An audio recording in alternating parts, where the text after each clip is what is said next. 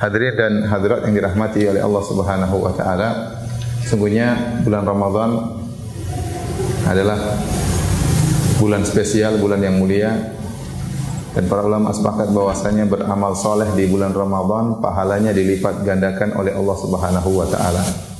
Dilipat gandakan oleh Allah Subhanahu wa taala.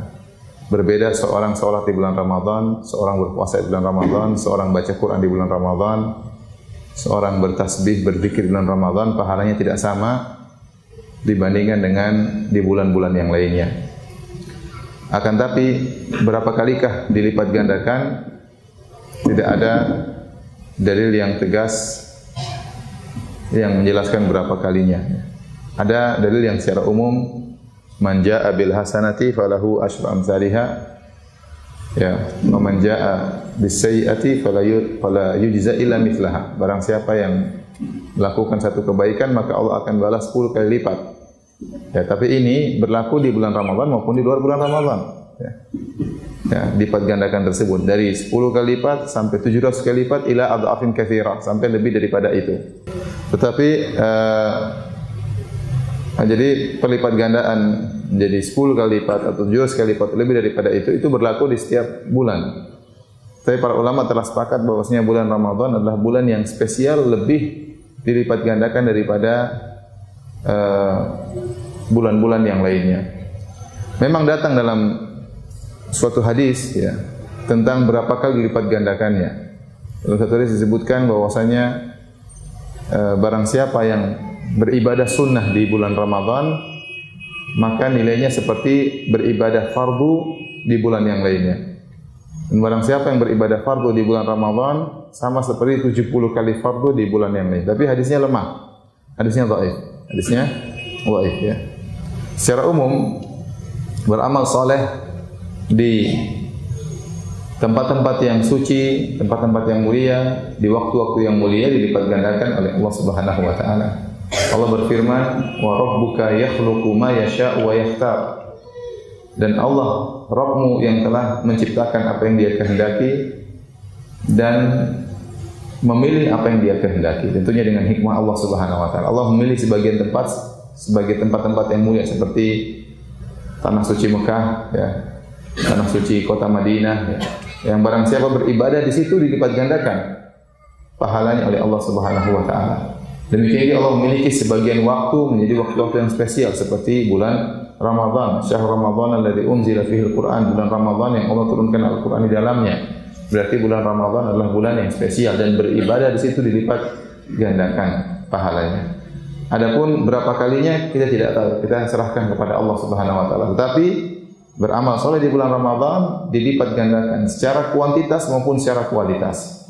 Kuantitas pahalanya dilipat gandakan oleh Allah, kualitas pahalanya juga dilipat gandakan oleh Allah Subhanahu wa taala. Ibarat kalau kita kasih gambaran secara duniawi, biasanya kalau di bulan lain beramal soleh, misalnya mendapatkan sebuah mobil, misalnya pahalanya sebuah mobil, maka di bulan Ramadan mobilnya ditingkatkan. Yang biasanya Avanza jadi Alphard misalnya. Kemudian pun ini secara kualitas dilipat gandakan, secara kuantitas juga diperbanyak. Alphardnya bukan cuma satu juga, Alphardnya lebih daripada satu. Ini gambaran saja agar kita bisa paham, ya. Berbeda dengan maksiat. Kalau maksiat tidak dilipatkan kuantitas, hanya kualitas. Kata para ulama tidak dilipatkan, ya, kaman tetapi kaifan. Secara kuantitas tidak dilipat gandakan, hanya dilipat gandakan secara kualitas. Kenapa? Karena Allah mengatakan, "Wa man jaa'a bis sayyi'ati fala yujza illa mithlaha." Barang siapa yang melakukan satu kemaksiatan, satu keburukan, maka dia tidak dibalas kecuali dengan kemaksiatan tersebut, tidak dilipat gandakan. Ya. Jadi saya ulangi, Allah berfirman, "Man jaa'a bil hasanati falahu asyru amsalha, wa man jaa'a bis sayyi'ati fala yujza illa mithlaha." Barang siapa yang melakukan kebajikan, Allah lipat gandakan 10 kali lipat, dan barang siapa melakukan keburukan, dibalas sesuai dengan keburukan tersebut, tidak dilipat gandakan.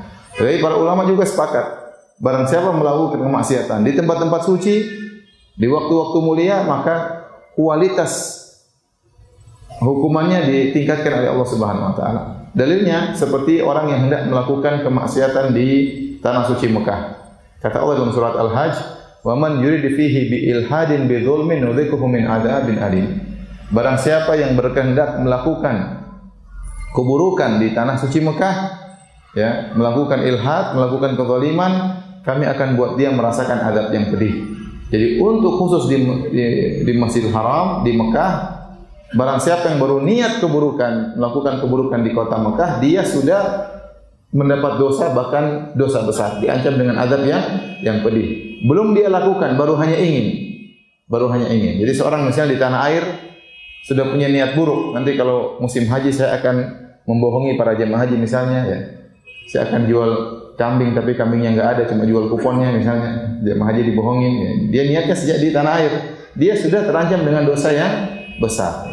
Ini keistimewaan tanah Mekah. Sama seperti seorang bermaksiat di kota Madinah, ya, tidak dilipat gandakan secara kuantitas hukumannya, tetapi dilipat gandakan secara kualitas, ya. Karena Nabi SAW bersabda, ya, wa man ahdatha fiha hadatsan aw muhditsan fa alaihi la'natullah wal malaikati wan nasi ajma'in. La yaqbalullahu minhu sarfan wala adlan. Kata Nabi SAW, barang siapa di kota Madinah, ya, melakukan suatu ihdath, melakukan kezaliman di kota Madinah, atau melindungi orang yang berbuat zalim di kota Madinah, maka atasnya laknat Allah dan malaikat dan seluruh manusia. La yaqbalullahu minhu sarfan wala adlan. Allah tidak akan menerima ibadah sunnahnya maupun ibadah wajibnya. Ya, ini jika seorang bermaksiat di kota Madinah, maka kualitas dosanya dilipat gandakan oleh Allah, bukan hitungannya. Ibaratnya secara gambaran, kalau dia bermaksiat di luar bulan Ramadan, dapat hukuman pentungan, biasanya pentungannya kayu, kalau di Madinah pentungannya besi, contohnya kira-kira itu. Tapi sama-sama satu apa? Pentungan. Bisa dipahami?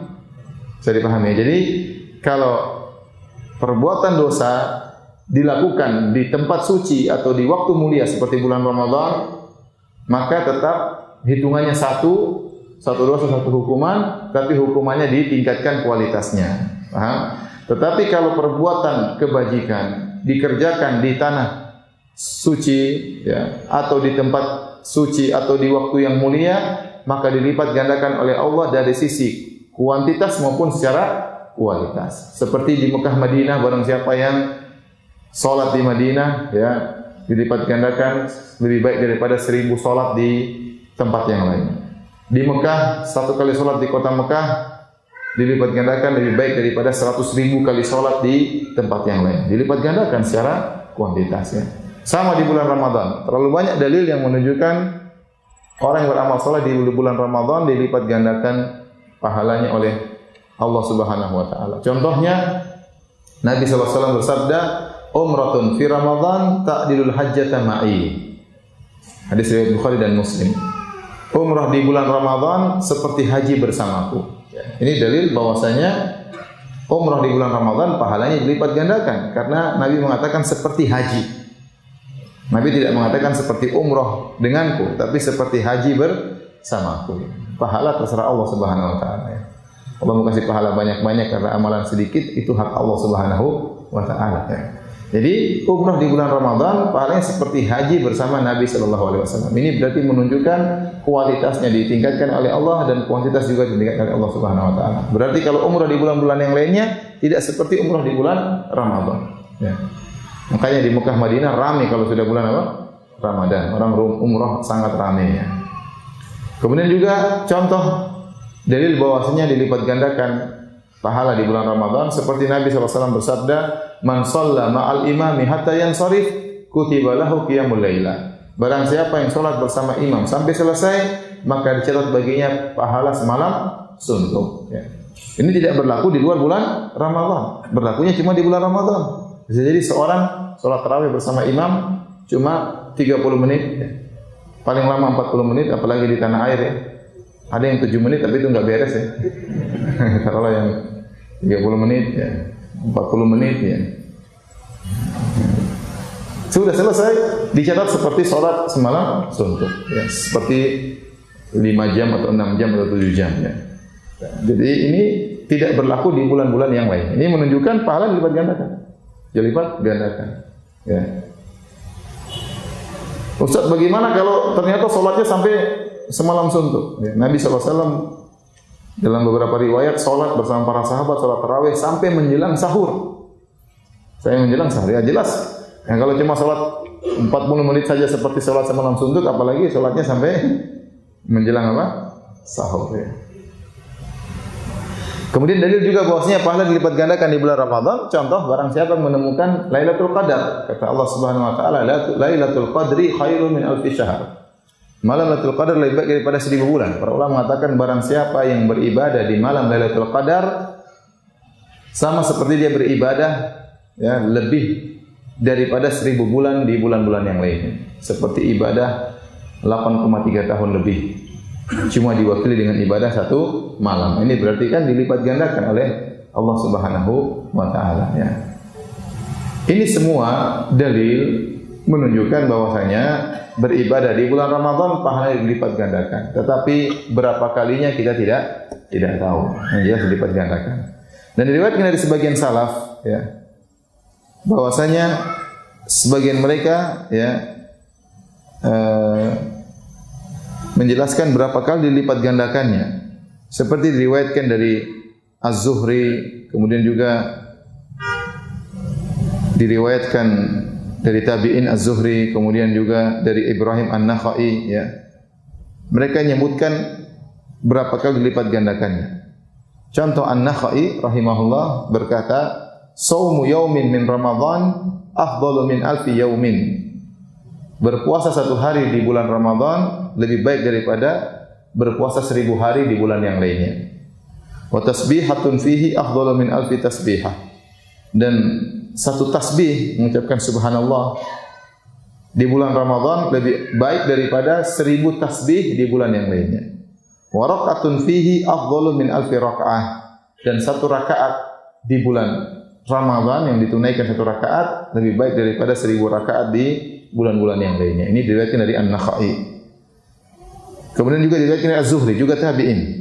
Dia berkata tasbihatun fi Ramadan afdalu min alfi tasbihatin fi ghairihi. Satu tasbih di bulan Ramadan, subhanallah, lebih baik daripada 1000 tasbih di bulan-bulan yang lainnya. Demikian juga dari Abu Bakar bin Abi Maryam meriwayatkan dari guru-gurunya, kanu yaqulun, mereka berkata, "Idza hadara syahrul Ramadan fandasitu fihi bin nafaqah." Jika telah tiba bulan Ramadan, maka hendaknya kalian berlapang bermudah-mudahan untuk bersedekah. Fa inna nafaqata fihi mudha'afatun kan nafaqati fi sabilillah. Karena berinfak di bulan Ramadan dilipat gandakan pahalanya seperti berinfak di jihad di jalan Allah Subhanahu wa taala. Ini semua ijtihad dari tabi'in yang menunjukkan kata mereka ibadah di bulan Ramadan 1000 kali lipat daripada di bulan-bulan yang lainnya ya. Tapi ini hanya pendapat. Intinya saya sampaikan bahwasanya beribadah di bulan Ramadan dilipat gandakan daripada di bulan-bulan yang lain. Dan untuk ingat bahwasanya bulan Ramadan ini cepat selesai. Allah Subhanahu wa taala mengatakan ayyaman ma'dudat, hari-hari yang terhitung. Dan tidak terasa kita sudah lewat 14 hari ya. 14 hari atau 15? 14 hari. Sepakat ya? Ada khilaf atau tidak? Tidak ada. 14 hari sudah lewat. Ya. Tidak terasa sudah setengah bulan. Setengah bulan lagi. Jadi seorang berusaha untuk banyak amal saleh di bulan Ramadan. Sebagaimana Nabi sallallahu alaihi wasallam amal salehnya meningkat ketika bulan Ramadan. Kata Ibnu Abbas radhiyallahu taala anhuma, kana Nabi sallallahu alaihi wasallam ajwadan nas. Rasulullah SAW adalah orang yang paling dermawan. Wa kana ajwadu ma yakun fi Ramadan. Dan Rasulullah SAW lebih dermawan lagi tatkala di bulan Ramadan. Ya, ini menunjukkan Nabi meningkatkan kualitas ibadahnya di bulan Ramadan. Ya. Lebih daripada bulan-bulan yang lain. Kenapa? Karena pahalanya dilipat gandakan oleh Allah Subhanahu wa taala. Ya. Terlebih lagi tatkala 10 hari terakhir. Tatkala 10 hari terakhir. Ini hari-hari yang sangat spesial, 10 hari terakhir. Ya. Aisyah radhiyallahu taala anha berkata, ya, kana Nabi sallallahu alaihi wasallam yajtahidu fi ashrul awakhir ma la yajtahidu fi ghairihi.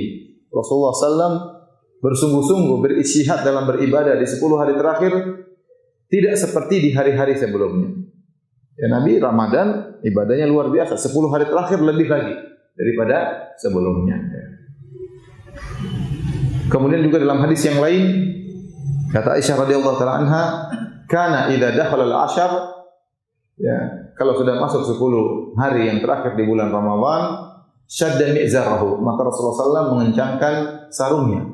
Dan mengencangkan sarungnya, wa ahya lailahu, dan beliau pun menghidupkan malamnya, wa aiqadha ahlahu, dan membangunkan istrinya. Bangunkan istrinya. Ini dalil 10 hari terakhir di bulan Ramadan dianggap spesial oleh Nabi SAW. Yang pertama, syadda mi'zarahu, Rasulullah SAW mengencangkan sarungnya. Kata para ulama, maksudnya Rasulullah SAW tidak menggauli istrinya sama sekali. Ya, ini menunjukkan bahwasanya 20 hari sebelumnya Rasulullah SAW masih menggauli apa? Istrinya. Ya, masih menggauli istrinya, masih tidur bersama istrinya, masih menggilir istrinya sesuai dengan giliran jatah nginap beliau. Tapi sudah masuk 10 hari terakhir, Rasulullah SAW sama sekali tidak menggauli istri-istri beliau. Kemudian wa ahya lailahu, Rasulullah SAW menghidupkan malamnya. Maka apa yang dimaksud dengan menghidupkan malamnya ada dua pendapat. Intinya ada dua pendapat di kalangan para ulama.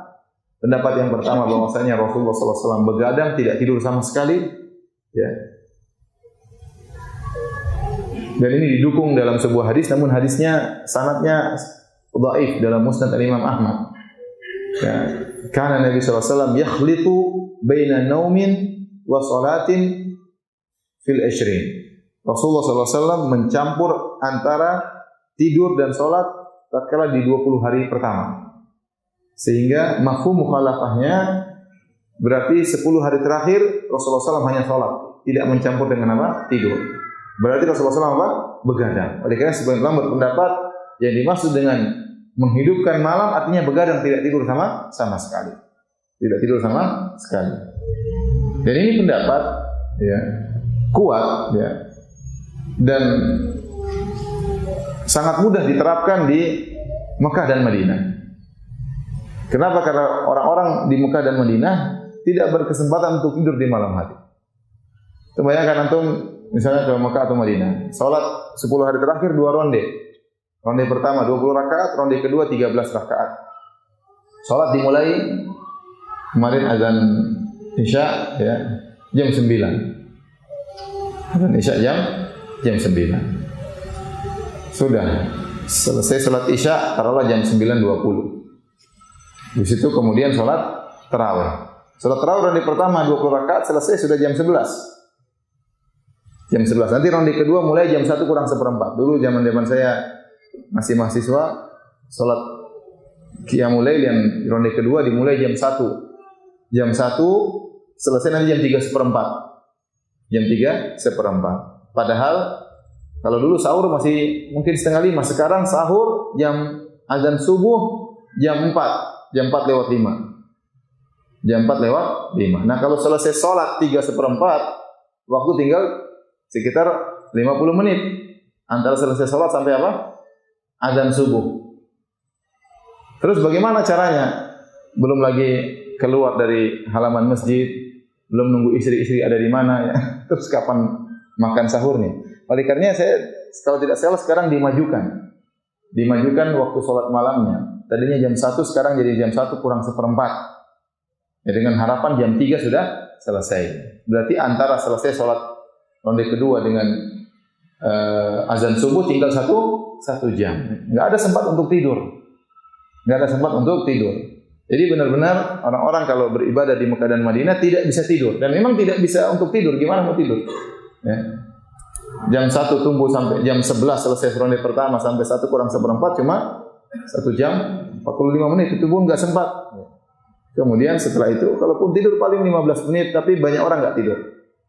Kemudian sampai salat malam selesai tunggu subuh juga nggak tidur. Jadi mereka bisa menghidupkan malam di 10 hari terakhir. Dan di antara yang paling afdal menghidupkan malam adalah dengan salat malam, dengan salat tarawih. Karena Nabi SAW diriwayatkan Rasulullah SAW pernah salat tarawih bersama sahabat 3 hari. Suatu malam Rasulullah SAW pernah sholat sampai sepertiga malam yang pertama. Suatu malam Rasulullah SAW pernah sholat sampai setengah malam. Dan waktu malam ke-27 Rasulullah SAW sholat sampai menjelang sahur. Sampai menjelang sahur. menjelang sahur. Ya berarti cara terbaik untuk menghidupkan 10 hari terakhir adalah dengan salat malam. Nah, kalau di tanah air godaan untuk tidur semakin berat. Kenapa? Karena salat malam selesai jam 8. Sementara sahur jam berapa? Azan subuh 4:30. Dari jam 8 sampai jam 4:30 itu waktu yang panjang. Jadi godaan untuk apa? Tidur lebih berat. Nah, kalau di Mekah Madinah enggak sempat tidur. Madinah saja salat Isya mulai jam 9. Di sini jam 8 sudah selesai salat tarawih. Kalau pakai kultum ya 8:15. Kalau enggak pakai kultum sebenarnya jam berapa? Jam 8 sudah selesai. Ya. Jadi seorang tergoda untuk tidur jadi godaan di Jakarta lebih berat daripada di Madinah. Oleh karena hadirin dan hadirat yang dirahmati Allah Subhanahu wa taala, seorang berusaha mengkondisikan dirinya untuk bisa menghidupkan 10 hari terakhir ya. Makanya kalau ada masjid-masjid bagus ya, bikin 2 ronde seperti di Mekah dan Madinah ya. Karena kalau kita mau ikut para sahabat kemudian sholat sampai menjelang sahur, kita enggak kuat ya. Para sahabat apa? Para sahabat luar biasa semangatnya untuk sholat. Dalam hadis waktu Rasulullah SAW sholat malam, kemudian setengah malam sudah selesai. Mungkin jam 1 sudah selesai, para sahabat minta tambah, ya Rasulullah, lau nafaltana baqiyata lailatina hadhihi. Ya Rasulullah, gimana kalau tambah lagi, masih ada waktu. Subhanallah, selesai jam 1 masih minta tambah. Kita kalau imam selesai jam 1 kita bilang alhamdulillah. Kenapa enggak dari tadi selesainya? Sudah kemeng ya, kaki bengkak setengah mati ya. Itulah para sahabat radhiyallahu ta'ala anhum, iman mereka luar biasa ya. Ini pendapat pertama, ahya lailahu, menghidupkan malamnya, begadang, tidak tidur sama sekali. Pendapat sebagian ulama. Sebagian ulama berpendapat ahya lailahu maksudnya tidurnya sedikit. Rasulullah SAW 20 hari pertama tidurnya lebih banyak, 10 hari terakhir tidurnya lebih sedikit. Karena Rasulullah SAW tidak pernah sholat sampai subuh. Seperti perkataan Aisyah radhiyallahu taala anha, ya, aku tidak pernah melihat Nabi sallallahu alaihi wasallam as-salat hatta sabah ya. Rasulullah SAW tidak pernah salat sampai pagi, tidak pernah. Sehingga para ulama berdalil dengan hadis ini bahwasanya Rasulullah SAW tidak pernah salat malam sampai subuh ya. Berarti Rasulullah SAW tidur ya. Ya, kita bilang kalaupun kita memilih pendapat kedua tidur, maka tidurnya pun cuma apa? Cuma sedikit. Tapi pendapat pertama kuat. Rasulullah SAW akhirnya tidak tidur itu pendapat sangat kuat. Ya.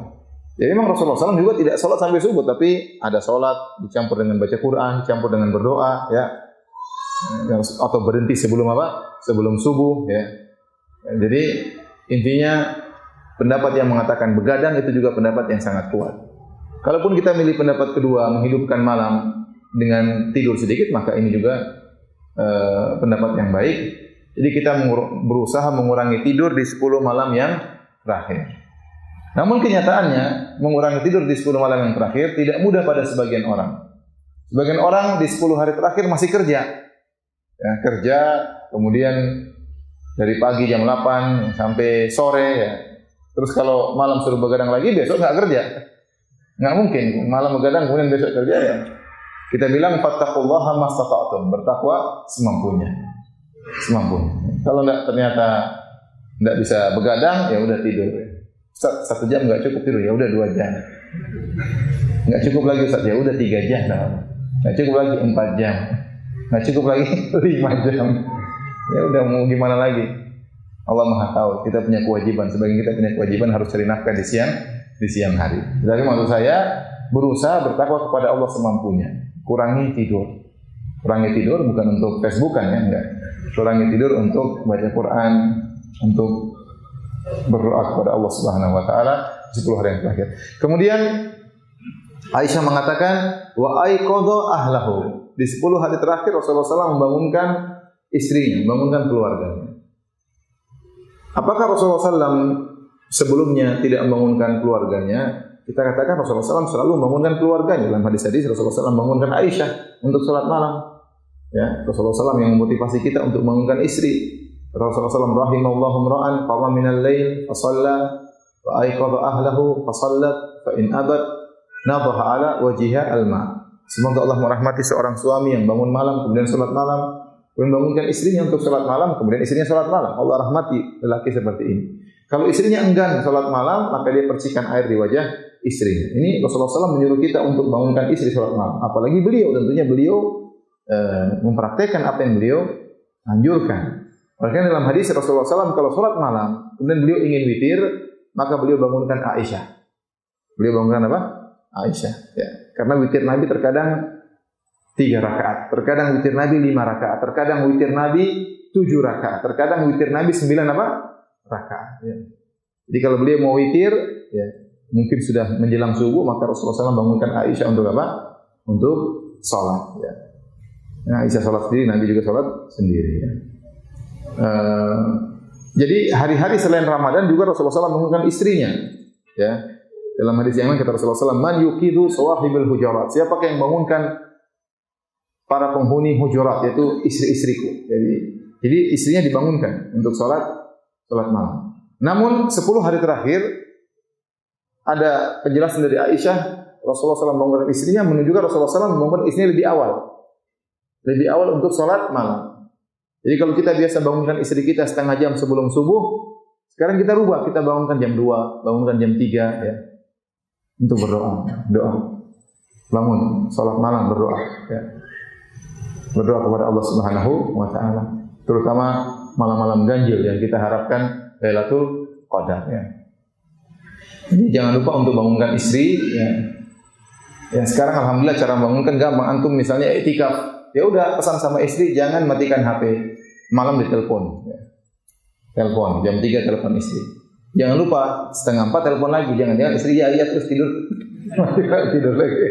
Cek 3:30 masih bangun enggak? 3:30 telepon lagi. Salat enggak? Ya, salat.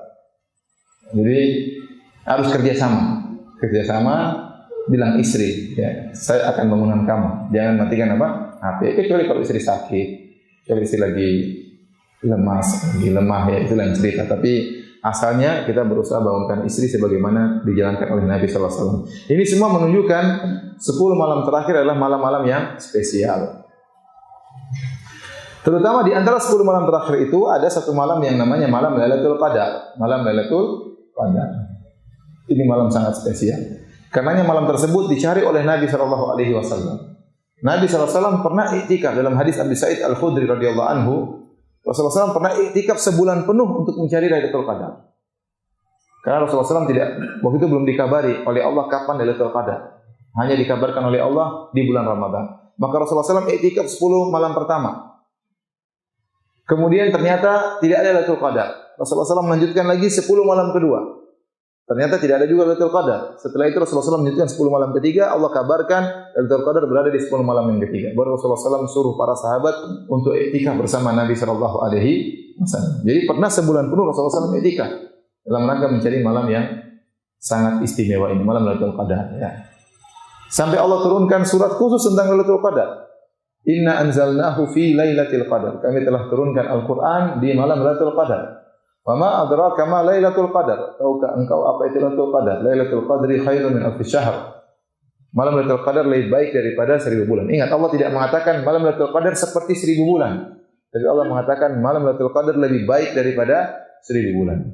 Tanazzalul malaikatu war-ruhu fiha bi idzni rabbihim. Ya.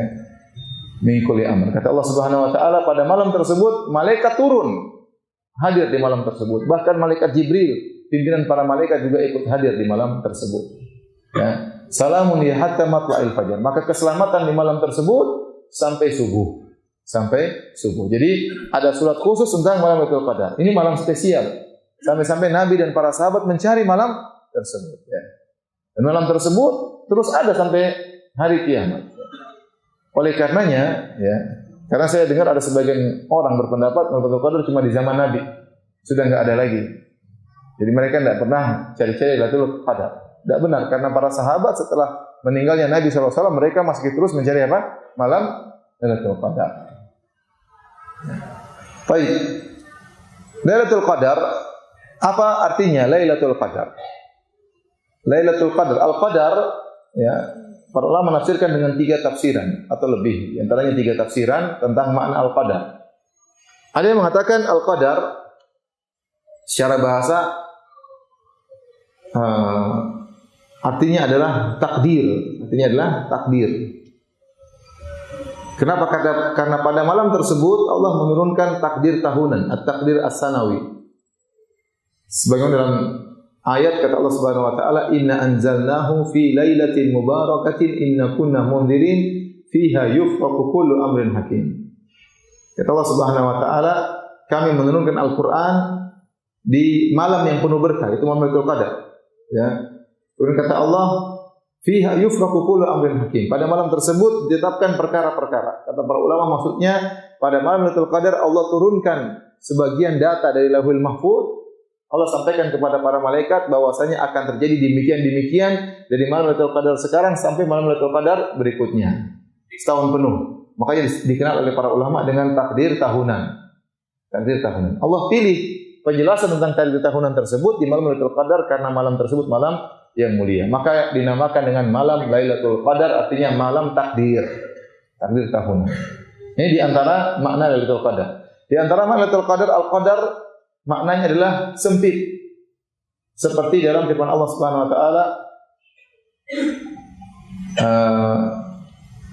wa amma idza mabtalahu faqadara alaihi rizqahu fayaqulu rabbi ahanan. Ya. Dalam surat Al-Fajr kata Allah, adapun manusia kalau diuji oleh Allah Subhanahu wa taala, faqadara alaihi rizqahu, faqadara, Allah sempitkan rezekinya, maka dia berkata Allah menghinakan aku. Jadi qadar artinya menyempitkan. Innallaha yabsutur rizqa liman yasha'u wa yaqdir. Dalam ayat yang lain, Allah lah yang telah membentangkan rezeki kepada yang Allah kehendaki, wa yaqdir, dan Allah sempitkan pada sebagian orang. Takdir artinya apa? Sempit. Ya. Contoh seperti Allah berfirman, wa dhannuni idh dhahaba mughadiban fa dhanna an la naqdiru alaihi fanada fi dhulumati la ilaha illa anta subhanaka inni kuntu minadh dhalimin. Kata Allah dan Nabi Dhannun, Nabi Yunus alaihissalam tatkala pergi dalam kondisi marah meninggalkan umatnya. Wa dhanna an la naqdiru alaihi, dan dia menyangka kami tidak akan mempersempit perkaranya.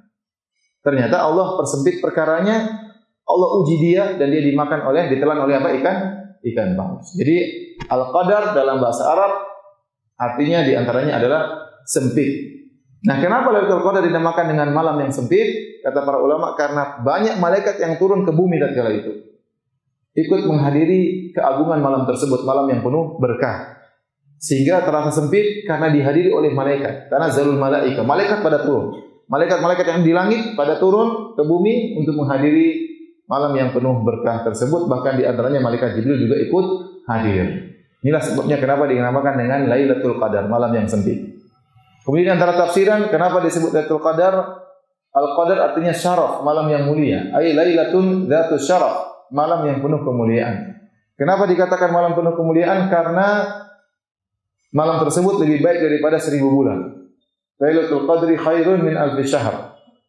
Malam Lailatul Qadar lebih baik daripada 1000 bulan. Ada sebagian ulama berpendapat Allah menganugerahkan Lailatul Qadar kepada umat Islam karena umat Islam umurnya pendek-pendek, tidak seperti umat-umat terdahulu. Ini pendapatnya. Yang jelas Allah berikan kemuliaan barang siapa ibadah di malam tersebut sama seperti atau lebih baik daripada ibadah di 1000 bulan yang tidak ada Lailatul Qadarnya. 1000 bulan berapa tahun? 83 ya? Saya sering dengar 83, coba saya hitung lagi. Berapa? 1000 bagi 12 ya? Benar, 83,33. 83 bulan, 83 tahun. Ya. Sekarang, jadi kita ingin matematikakan agar kita lebih semangat ya. Karena kalau di matematikakan biasanya kita lebih semangat. Saya sering pengajian di Madinah, saya bilang pada para jemaah umrah, jemaah haji, Anda kalau sholat 1 hari semalam 5 waktu di Masjid Nabawi, sama seperti sholat 1000 hari di masjid-masjid yang lainnya. Di Masjid Istiqlal, di Masjid Ampel, di Masjid Demak, di Masjid Rahmat, Selipi. Jadi satu hari 5 waktu di Masjid Madinah, Masjid Nabawi lebih baik daripada 1000 hari di masjid yang lain. 1000 hari 3 tahun. Jadi kalau Anda jaga 5 waktu berjamaah di Masjid Nabawi sama seperti sholat berjamaah 3 tahun nggak pernah bolong. Di mana? Di Masjid Selipi, Masjid Ar-Rahmat. Ya. Siapa yang mampu sholat 3 tahun nggak pernah bolong? Nah, kalau dikasih gitu jamaah semangat. Oh, semangat. Dimatematika-kan. Apalagi yang dimatematika-kan di Masjid Haram. 100.000 kali lipat. Dan berarti orang yang sholat sehari semalam 5 waktu berjamaah di Masjid Haram sama seperti sholat 100.000 hari. 100.000 hari itu berapa tahun? Saya hitung dulu ya. Antum juga hitung, siapa tahu saya salah hitung. Coba 100.000 bagi 365 ya. 273 tahun, luar biasa. 274 tahun, 274 tahun. Lumayan itu. Lumayan. Tanpa ada bolongnya. Ustaz, banyak sekali pahalanya. Terserah Allah mau kasih pahala, ente protes. Allah mau kasih orang masuk surga gara-gara perempuan pezina minumin seekor anjing dimasukin surga. Ada laki-laki masuk surga gara-gara hilangin gangguan di jalan. Itu kan terserah Allah. Ya. Ente nggak usah protes. Jadi orang yang beribadah di malam Lailatul Qadar seperti beribadah lebih baik, bukan seperti. Kata Allah khairun, lebih baik ya. Allah tidak mengatakan seperti itu. Allah mengatakan lebih baik daripada 1000 bulan di bulan-bulan yang lainnya tanpa ada Lailatul Qadar. Nah, sekarang saya tanya sama antum, ini kita matematikakan lagi. Sekarang azan maghrib berapa di tanah air kita? Jam berapa? Jam 6 kurang berapa? Jam 6 kurang 1/4. Masih lama buka ya? Masih lama. Jam 6 kurang 1/4. Ya. Azan subuh jam berapa? Jam 5, taruhlah 5 kurang 1/4 lah taruhlah. Berarti taruhlah gampangan. Berarti ada 11 jam, ya. Iya, 5 kurang 6 iya. 11 jam lah ya kira-kira ya. 11 jam. Nah, kalau Anda beribadah 11 jam tersebut ya, di malam Lailatul Qadar tersebut dari terbenam matahari sampai terbit fajar 11 jam, Anda bisa menghidupkan malam tersebut, maka seperti Anda beribadah 83 tahun. Taruhlah jangan 11 jam, 10 jam. Gampangannya 10 jam. Ya. Kita gampangan 10 jam, taruhlah 80 tahun. 10 jam 80 tahun. Berarti kalau Anda beribadah 1 jam, gampangannya di malam Lailatul Qadar, Anda seperti beribadah 8 tahun. Anda baca Quran 1 jam, seperti baca Quran berapa tahun? Tidak begitu hitungannya, tidak ya. Cuma saya gampangannya aja. Kalau kita bagi 10 jam tersebut dibagi 10, berarti 1 jam kira-kira seperti 8 tahun. Makanya Anda berusaha, jangan sampai Anda tidur di malam Lailatul Qadar. Tidur 4 jam berapa berarti? Tidur 1000 bulan. Enggak ya. Jadi maksud saya ini agar kita semangat. Jadi seorang di malam-malam ganjil berusaha jangan sampai waktu terbuang karena waktu berharga. Dan kita hanya bisa merasakannya di akhirat kelak. Jadi jangan malas-malasan waktu baca Quran. Ya. Kalau ada memang enggak sempat berbakti sama orang tua, telepon orang tua, kalau enggak ya bersedekah, apa saja kita kerjain. Berzikir kayak ya. Baca Quran, baca tafsir kayak ya. Bertasbih, bertahlil, bertakbir, karena semuanya itu pahalanya luar biasa. Anda hitung, kalau saya bertasbih setengah jam sama seperti 4 tahun, luar biasa. Ya, maka inilah kenapa dinamakan dengan Lailatul Qadar, karena Al-Qadar di antara maknanya adalah asy-syaraf, yaitu kemuliaan. Karena beribadah di malam tersebut lebih baik daripada 1000 bulan. Baik. Dan Lailatul Qadar berakhir tatkala terbit fajar, karena Allah mengatakan salamun hiya hatta matla'il fajar. Kalau sudah terbit fajar maka sudah selesai. Nah, sekarang jadi pertanyaan, bagaimana cara seorang dinilai sudah menghidupkan Lailatul Qadar? Kata Nabi sallallahu alaihi wasallam, "Man qama Lailatul Qadri imanan wa ihtisaban, ghufira lahu ma taqaddama min dambi." Barang siapa yang menghidupkan malam Lailatul Qadar dengan penuh keimanan, dengan penuh pengharapan ganjaran dari Allah, akan diampuni dosa-dosanya yang telah lalu. Ya. Ini bagaimana seorang dinilai telah menghidupkan Lailatul Qadar? Ya, ini masalah menghidupkan malam Lailatul Qadar ini perkara yang nisbi, relatif ya. Yang jelas kita tunjukkan kepada Allah kita sudah berusaha. Ada orang mungkin tidak bisa begadang di malam Lailatul Qadar, mungkin hanya sholat malam 1 jam, ya, mungkin baca Quran cuma setengah jam. Mudah-mudahan kalau dia benar-benar ikhlas, sudah dianggap oleh Allah menghidupkan malam Lailatul Qadar. Ya. Sebagian ulama berpendapat minimal paling tidak kalau dia punya halangan jangan sampai tinggalkan salat berjamaah, salat Isya. Salat maghrib berjamaah, salat Isya berjamaah, salat subuh berjamaah. Mudah-mudahan sudah dikatakan menghidupkan malam tersebut. Ya. Tapi seorang berusaha waktunya sebanyak-banyaknya, terutama malam-malam ganjil di 10 malam terakhir, untuk banyak beribadah kepada Allah Subhanahu wa taala. Baik, kapan Lailatul Qadar? Kapan Lailatul Qadar? Lailatul Qadar ya. Ada khilaf di kalangan para ulama. Sebagian ulama berpendapat memastikan Lailatul Qadar tidak berpindah-pindah. Jadi dia selalu jatuh pada malam ke-27. Oleh karenanya sahabat Ubay bin Ka'ab pernah bersumpah, demi Allah Lailatul Qadar itu malam ke-27. Karena pada malam tersebut, kata dia, saya ingat Rasulullah SAW menyuruh kami untuk menghidupkan malam tersebut. Rasulullah SAW pernah menyuruh para sahabat untuk menghidupkan malam tersebut, malam ke-27. Berarti Lailatul Qadar pernah jatuh di zaman Nabi malam ke-27.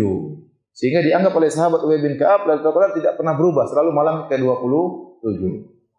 Ya, pendapat yang lain, ini pendapat jumhur, bahwasanya ya, Lailatul Qadar berpindah-pindah dari tahun yang satu ke tahun yang lainnya.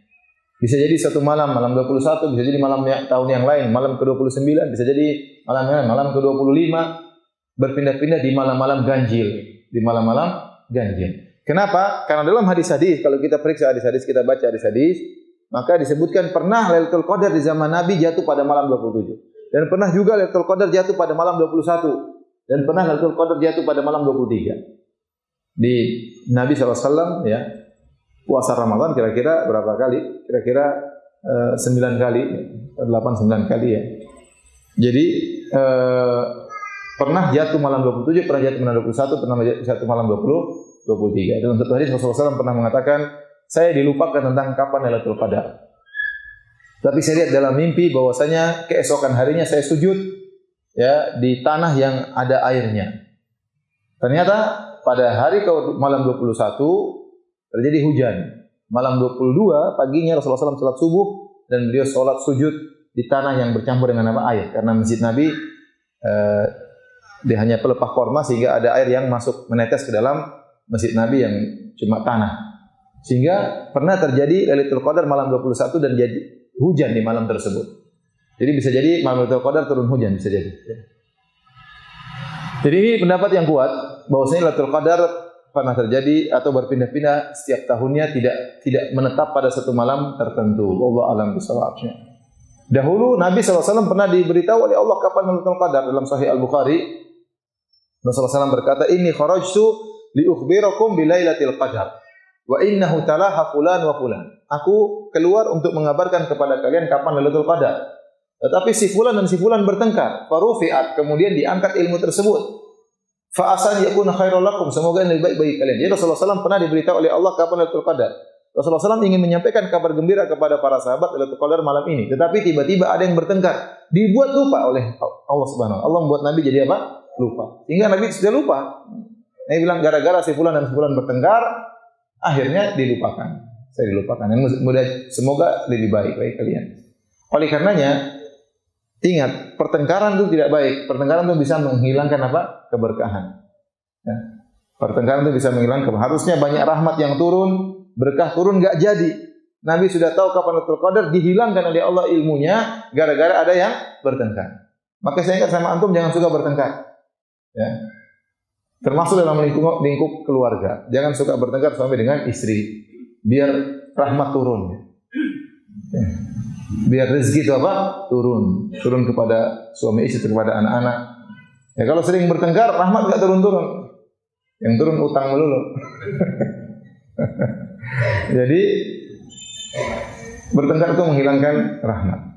Oleh karenanya Nabi SAW dihilangkan ilmu beliau tentang kapan Lailatul Qadar. Tapi kata Rasulullah SAW, wa asa an yakuna khairal lakum. Bisa jadi lebih baik. Dan ini benar. Ini musibah, takdir.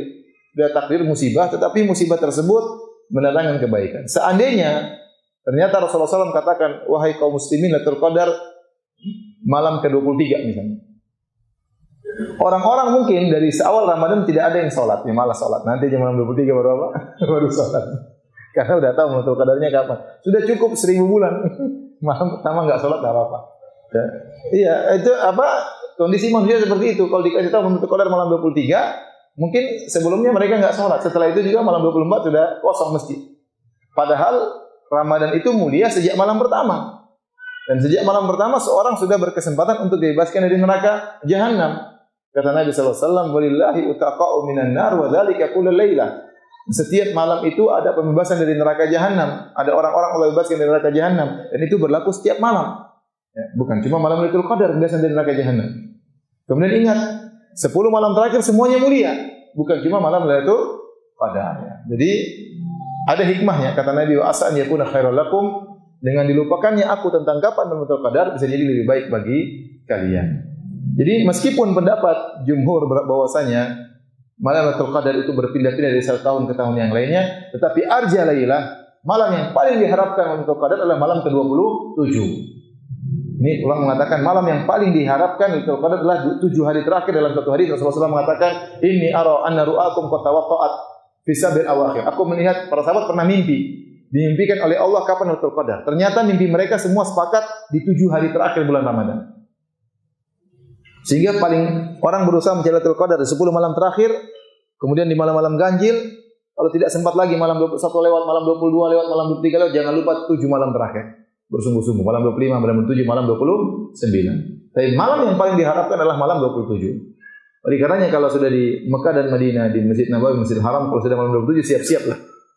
Sangat ramai, pasti orang sangat ramai karena banyak orang awam meyakini Lailatul Qadar itu malam 27. Ini pendapat sebagian salaf bahwasanya Lailatul Qadar malam 27. Kita katakan pendapat yang lebih kuat, malam Lailatul Qadar berpindah-pindah dari tahun satu ke tahun yang lain di malam-malam ganjil, tetapi yang paling diharapkan adalah malam ke-27.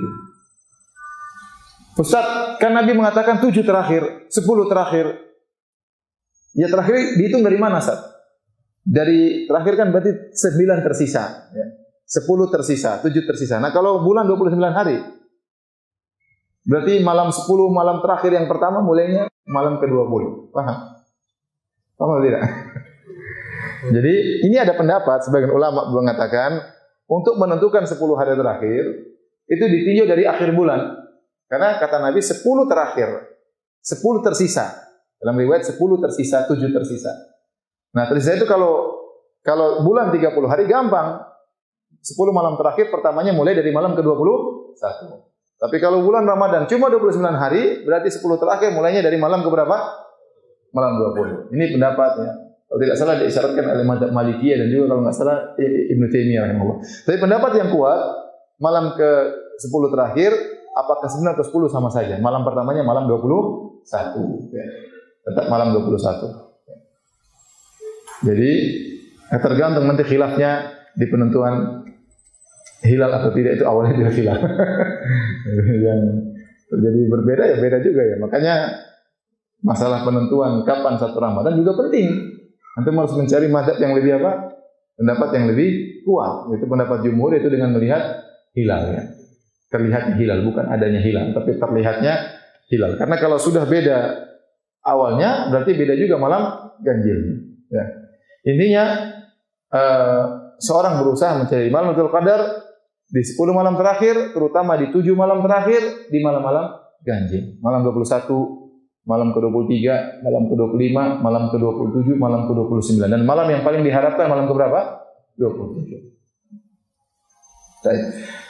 Ustaz, apakah ada ciri Lailatul Qadar? Ya, disebut dalam hadis ada ciri-ciri Lailatul Qadar. Lailatul Qadar itu ciri-cirinya seperti dijelaskan oleh Syekh Utsaimin rahimahullahu taala, secara ciri fisik malam tersebut tidak panas dan juga tidak dingin. Malam tersebut sejuk. Kemudian tidak ada angin, tidak ada badai. Malam tersebut tidak ada badai yang bertiup kencang di malam tersebut. Ya. Ini di antara ciri maknawi, ya, yaitu seorang merasa tenteram pada malam tersebut. Suasana, ya, semangat untuk beribadah. Ya. Apalagi malaikat banyak turun ke malam tersebut. Sehingga seorang tiba-tiba merasa dirinya semangat, lebih khusyuk salatnya, lebih tenteram baca Qur'annya. Sebagian orang baca Qur'an setengah jam sudah capek, nggak tahu kenapa. Capek, nggak bisa terus-terusan capek, berhenti pingin ngobrol. Ya. Ada orang seperti itu. Ada orang subhanallah baca Qur'an sehari penuh, nggak jadi masalah. Hatinya tenteram, hatinya nikmati baca Qur'an tersebut. Nah, pada malam itu seorang akan merasa ketenteraman, kelezatan beribadah. di malam tersebut. Ini tanda-tanda. Sebenarnya orang malam, oh kayak ini tadi malam Lailatul Qadar.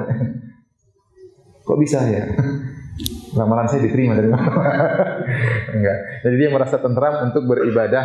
Ya, itu ciri-ciri Lailatul Qadar. Adapun ciri-ciri besoknya disebutkan bahwasanya matahari terbit tidak terlalu terang, agak lembut, ya, lembut, tidak terlalu terang, tidak terik di pagi hari. Kemudian juga Lailatul Qadar di malam hari, ya, di antara ciri-cirinya itu malamnya lebih terang, malamnya lebih terang. Tetapi ciri ini sudah tidak bisa kita terapkan di kota. Ya. Bagi orang yang tinggal di kampung-kampung, ya, dia bisa melihat hal tersebut. Padahal Lailatul Qadar kan bukan malam bulan purnama, tetapi malam tersebut terasa lebih terang. Tapi kalau di kota nggak bisa karena terang itu dari lampu. Ya. Terang itu dari lampu. Saya kemarin ke perkemahan Cibubur nemani anak-anak di penghujung bulan Sya'ban. Harusnya kan bulan sangat kecil, nggak ada. Penghujung bulan Sya'ban, mau masuk Ramadan. Kalau nggak salah 2 hari sebelum Ramadan. Ternyata langit terang. Ya, lampu Jakarta bikin langit apa? Terang. Terang ya. Padahal bukan bulan purnama ya. Jadi susah kalau melihat ciri Lailatul Qadar itu malam lebih terang, itu susah kita terapkan di kota. Kalau ingin kita ke kampung. Ya. Jadi saya ulangi, ciri Lailatul Qadar kalau di malam hari, malam terasa lebih terang, kemudian tidak ada angin yang bertiup kencang, ya. Kemudian seorang lebih nikmat beribadah di malam tersebut. Adapun keesokan harinya, yaitu matahari terasa lebih lembut sinar matahari tersebut. Ya. Taib. Pada waktu malam Lailatul Qadar apa yang kita lakukan? Ya. Ya ibadah apa saja. Kita campur antara sholat, berzikir, berdoa. Oleh karenanya Aisyah radhiyallahu taala anha bertanya kepada Nabi, "Ya Rasulullah, law alimt anna laila Lailatul Qadar, ayyu lailatin Lailatul Qadar, madza aqulu fiha?" Ya Rasulullah, bagaimana menurutmu kalau saya tahu suatu malam itu malam Lailatul Qadar, apa yang harus aku ucapkan? Doa apa yang harus aku panjatkan kepada Allah Subhanahu wa taala? Perhatikan Aisyah radhiyallahu anha bisa bahasa Arab atau tidak? Aisyah bisa bahasa Arab atau tidak? Bisa, orang Arab. Bahkan pandai syair. Tetapi dia tidak mengarang doa sendiri. Dia minta doa dari siapa? Nabi sallallahu alaihi wasallam. Maka seorang waktu berdoa berusaha menghafalkan doa lafal Nabi. Jangan ditambah-tambahin. Ya. Rasulullah mengatakan, "Quli Allahumma innaka afuun tuhibbul afwa fa'fu anni." Itu yang kita ulang-ulang. Katakanlah wahai Aisyah, kata Nabi sallallahu alaihi wasallam, "Allahumma innaka afuun." Ya Allah, sungguhnya Engkau Maha Pengampun. Tuhibbul afwa, dan Engkau mencintai pengampunan. Fa'fu anni, maka ampunilah aku. Jangan tambah-tambah. Allahumma innaka afuun karimun ghafurun rahimun. Enggak usah tambah-tambah. Allahumma innaka afuun tuhibbul afwa fa'fu anni. Ya, jangan ditambah-tambahin. Ya, karena lafal itu lafal yang dari Nabi sallallahu alaihi wasallam, ya. Kalau ngarang doa, Aisyah juga bisa ngarang doa sendiri. Ya. Artinya kita boleh berdoa dengan lafal kita, boleh. Tapi kita jaga lafal Nabi ini yang lebih sakti istilahnya. Lebih ampuh, lebih berkah. Karena yang ngajarkan langsung siapa? Rasulullah sallallahu alaihi wasallam. Jadi doa di malam Lailatul Qadar, doa yang sangat dikabulkan. Ini dalil bahwasanya doa di malam Lailatul Qadar adalah doa yang sangat dikabulkan. Kita boleh doa yang lain. Ibu-ibu boleh berdoa, "Ya Allah ampunilah aku, ya Allah semoga suamiku tidak poligami." Boleh. Tapi jangan ya. Kuat-kuatan doa ya. Jadi mau saya ya. Doa apa saja boleh, tapi doa yang paling utama adalah mohon apa? Ampunan. Kenapa? Karena kalau kita diampuni oleh Allah, otomatis masuk surga. Kenapa kita terhalangi masuk surga? Karena ada dosa. Kenapa kita terhalangi masuk surga? Ada dosa. Kalau dosa kita diampuni, kita otomatis masuk surga. Jadi perhatian di sini, ingat bahwasanya doa yang terbaik, Allahumma innaka afuun tuhibbul afwa. Ini dalil bahwasanya Lailatul Qadar diisi dengan salat malam, dengan berzikir, diantaranya dengan berdoa kepada Allah Subhanahu wa taala. Ini doa yang paling sering kita baca tatkala di malam Lailatul Qadar. Jadi barang siapa yang beribadah 10 malam terakhir, sudah dipastikan dia pasti mendapatkan Lailatul Qadar. Apa sih yang dimaksud dengan mendapatkan Lailatul Qadar? Apa maksudnya? Maksudnya itu seorang bisa banyak beribadah di malam tersebut. Karena setiap orang akan dapat Lailatul Qadar. Lailatul Qadar itu melewati semua orang. Lailatul Qadar ada di Amerika atau tidak? Ada di Amerika, di Australia, di Inggris ada semuanya. Ya. Orang kafir juga dilewati malam tersebut. Sama malam Ramadan. Ramadan ada nggak di Amerika? Ada. Orang kafir dapat Ramadan atau tidak? dapat, tapi dia tidak mendapati Ramadan, artinya dia tidak beribadah di bulan tersebut. Jadi Lailatul Qadar itu akan melewati siapa saja. Malaikat turun, tidak cuma turun di Selipi saja, yang lain enggak. Turun di mana-mana ya. Tetapi orang yang dikatakan dapat Lailatul Qadar yaitu dia banyak beribadah di malam tersebut. Jadi bukan cari di mana. Kamu dapat enggak? Saya enggak dapat. Itu malam semua orang kena. Semua orang kena malam tersebut. Cuma maksudnya mendapatkan itu dia benar-benar beribadah di malam tersebut. Paham ya? Itu maksudnya.